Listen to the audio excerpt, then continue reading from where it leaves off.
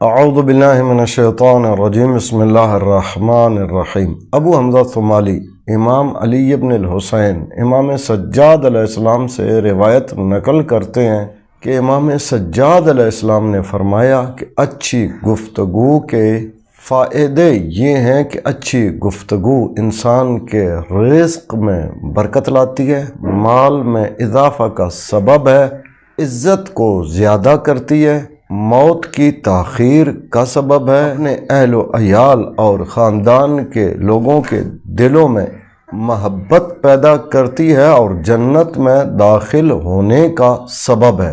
اسی طرح کی ایک روایت پاک پیغمبر صلی اللہ علیہ وآلہ وسلم سے مروی ہے۔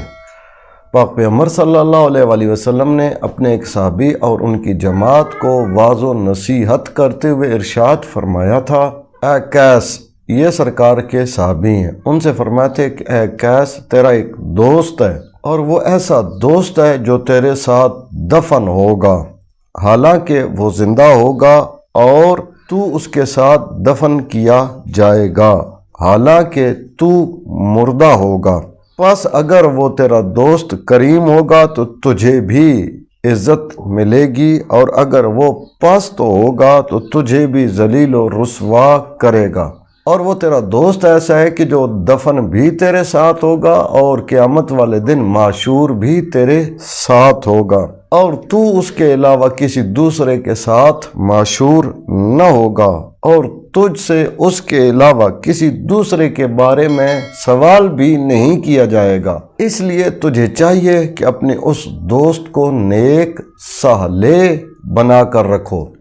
اگر وہ صالح ہوگا تو تمہارے لیے انس و محبت کا سبب ہوگا، اور اگر وہ فاسد ہوگا تو تمہارے لیے باعث ذلت و رسوائی ہوگا۔ اور وہ دوست کیا ہے؟ پاک پیغمبر صلی اللہ علیہ وآلہ وسلم نے فرمایا کہ وہ تیرا دوست تیرا اچھا کردار ہے، تیرا عمل صالح ہے، تیرا اچھا اخلاق ہے۔